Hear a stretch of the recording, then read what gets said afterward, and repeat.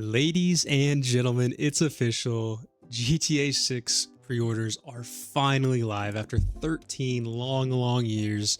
And in this video, we're going to go through both the standard edition and the ultimate edition, including something extremely controversial that Rockstar decided to do with the ultimate edition.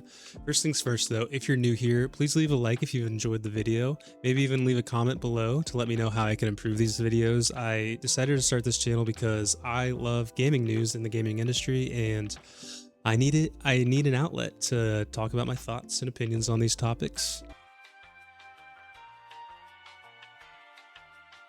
All right, let's go ahead and talk about those prices for GTA 6. They have been debated for quite a while now.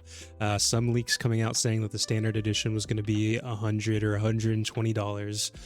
But we can finally put all of that to rest now because Rockstar has confirmed the prices for both the standard edition of the game as well as the ultimate edition. Looking at this tweet from Jeff, you can see that the standard edition will cost $80 and the ultimate edition will be $100. Now, $80 is higher than the industry standard, but this doesn't surprise me at all.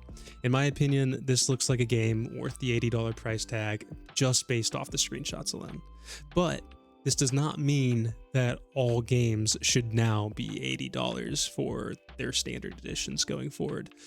There's a huge quality difference between GTA 6 and a game like Call of Duty that comes out every single year. Call of Duty, if you're watching this, do not make your base games $80. Your vault editions are already like $120, which is insane. As for the ultimate edition, $100 to me is totally fine, especially once you see everything that's included in it. There's so many different cosmetics and items included in this ultimate edition that the base game itself has got to be full of so much content if they're including all of this stuff in the ultimate edition. We'll get into all that though, because that's where things start to get a little controversial. When you actually get into the nitty-gritty of this $100 price tag, you can compare it to a few other games that have come out recently with ultimate editions, and it's actually cheaper than all of them. If you're looking at your screen right now, you're going to see a list of all these games that are actually priced higher than GTA 6 for their ultimate edition. And so this just goes to show that the $100 price mark in the grand scheme of things isn't really that huge, but it is $100 at the end of the day. In my opinion, not that bad, but for other people it might be.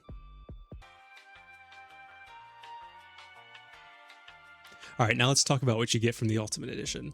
Also, side note, no matter what edition you choose, you'll be getting this Vice City pack just for pre-ordering.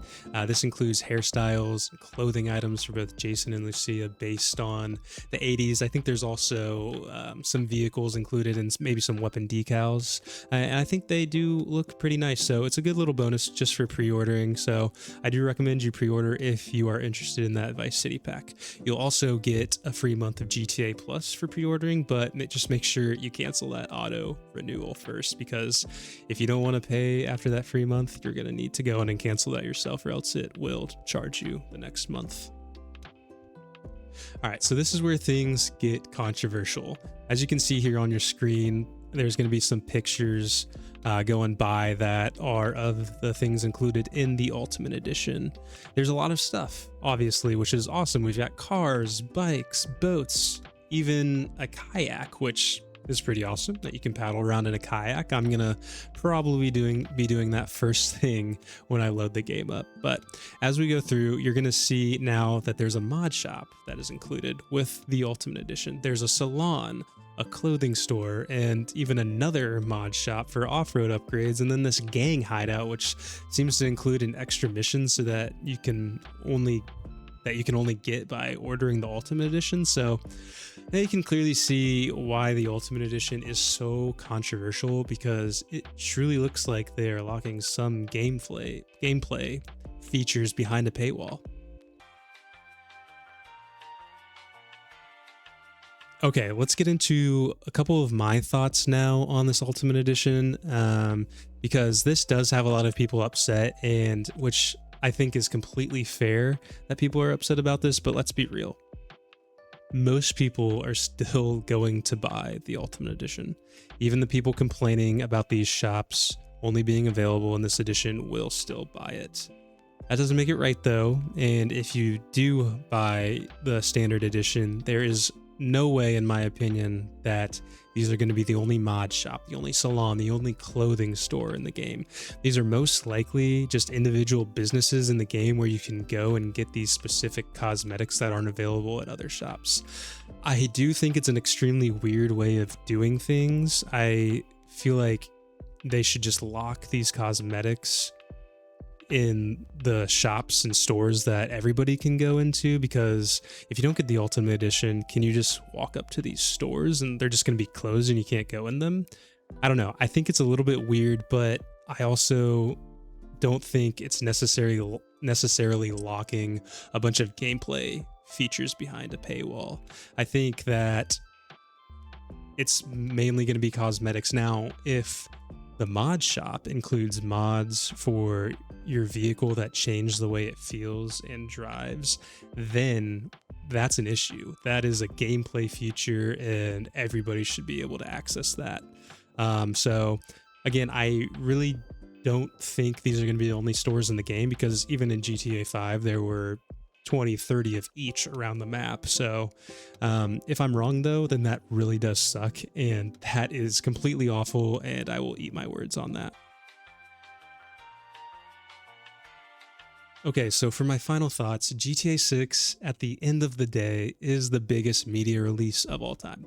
And because of this, it's a lot easier for them to get away with some of these things that when a Ubisoft or an EA would do it, they would get dismantled, like absolutely destroyed. No questions about it.